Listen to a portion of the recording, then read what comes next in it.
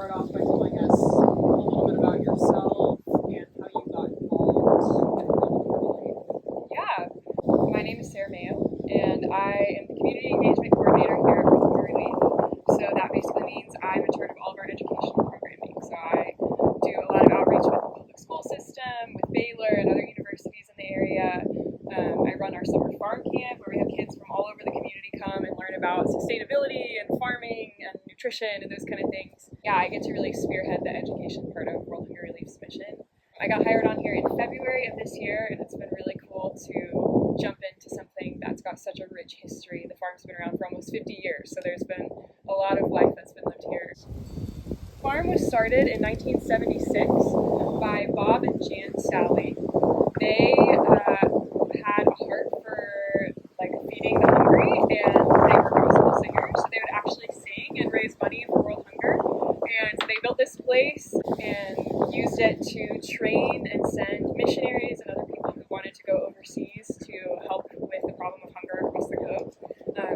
The farm initially started with that sort of vision to help reduce global hunger, and so we had partners in Liberia and Haiti and other places internationally. And then as the scene of hunger fighting work and international development has shifted, we've realized that there's actually less of a need for Western development workers. So as that sort of started happening, we started turning our attention more locally within the last few years. And if you spent any amount of time in Waco, then you've gotten to see some of the poverty that exists here in our own backyards. Waco, 22% of the population lives below the poverty line, and 1 in 4 people are food insecure or don't know where their next meal is coming from. So talking about hunger relief, there's a huge need for it right here in Waco. So the farm began to shift and kind of seek to fill some of the gaps that we saw here in our own community. So now we do a lot less international work, and we do a lot more just local community hunger relief. And how does sustainability kind of work into that, and when was that kind of pushed to the forefront of what y'all were doing? So when you're thinking about the environment and environmental degradation, all of those issues that are arising with our shifting climate and different changing weather patterns and that kind of thing, all of those things most negatively impact are the most vulnerable and marginalized people groups, or the poor. Yeah.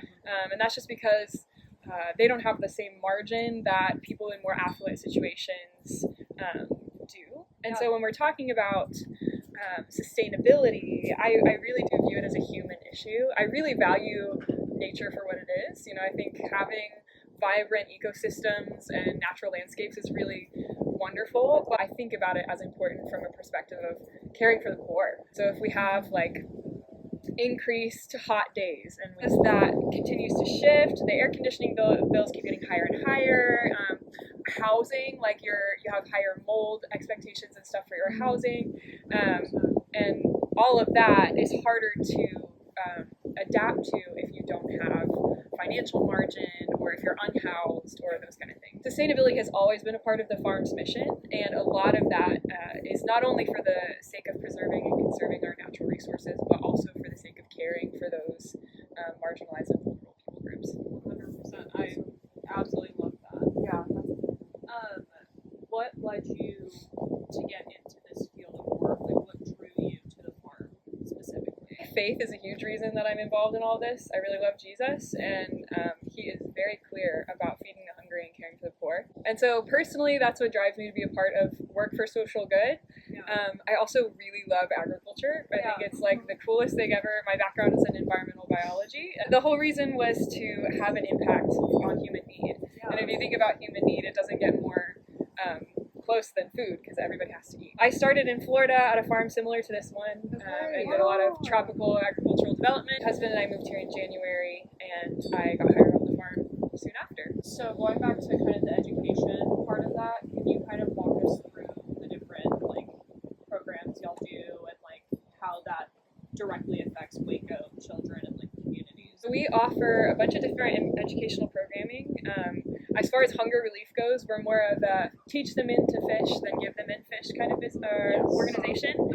There are lots of food pantries here in Waco, and we have really great relationships with all of them, but we're more on we want to teach people how to engage with the food system well, how to grow their own food in whatever capacity they can, and how to purchase food in a way that's beneficial for their bodies and also leads us towards where we want to be sustainability sustainability-wise and as far as the food system goes. Programmatically, we offer field trips and farm tours, so we have lots of kids come through here, ranging from kindergarten all the way up through grad students. We have groups come out from Baylor's public health graduate school. We have groups come from like daycare and stuff like that, and just trying to give people an opportunity to interact with something that they're always going to hear about, but it's really hard to conceptualize if you don't get to put your hands in it. So with kindergartners, we have them come out and they get to like pull carrots out of the ground and be like, oh my gosh, my food grows in the ground, and make this connection of like, it's not just the grocery store. Like there's so much to the story of my meals before I eat them at night. We have graduate students come through and we'll tailor it more towards what they're learning. So with the public health students, we talk a lot about kind of what I was mentioning earlier about the human impact of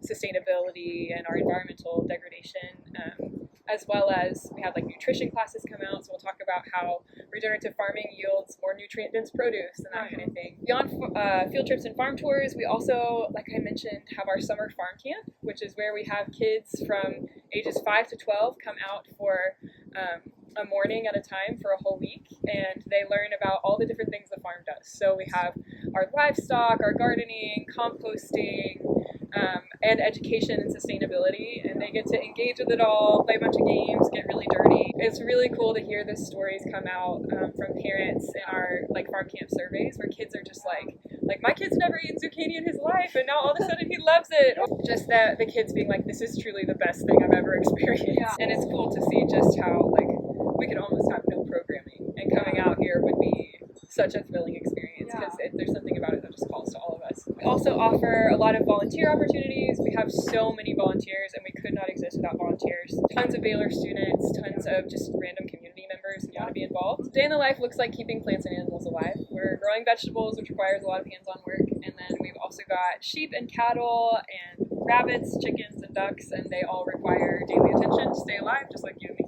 And on my end, it often looks like community engagement work. So I'm working on a project right now with the Waco Downtown Farmers Market and Mission Waco, and we're doing some research on food access in Waco. There's also writing curriculum for farm camp and interacting with teachers and different groups that come through, facilitating tours, that kind of thing. Is there a specific story or type of work that you have been involved with that really stands out to you when you think of how rewarding this experience has been for you? I think it's so rewarding to watch people make connections with words that they've heard their whole lives but never actually been able to engage with. Like, I think the food system is something that gets talked about all the time. And if you're like on Instagram, then you're like getting all of these different opinions on how you should engage with food. I think more often than not, it just kind of feels paralyzing. Probably my favorite part of working here is getting to help people disentangle all of the things that they've heard and realize the benefits of the food system as well as the gaps.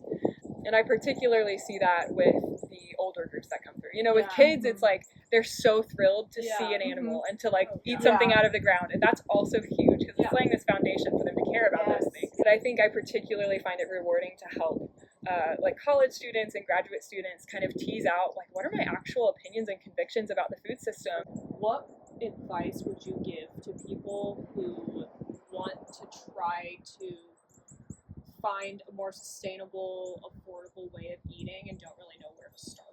I always say to start by paying attention to where what you're buying comes from. So a lot of times, a lot of the things that I just used to buy without thinking about it, like fruit snacks, you look at them and it's like, okay, the fruit was grown in like Venezuela, and then the processing was done in Taiwan, and then the packaging was done in California, and then I'm buying it at HEB here in Waco. And so the amount of transportation and processing that has to go into making that is huge. And so I always just try to keep it to like the continental US.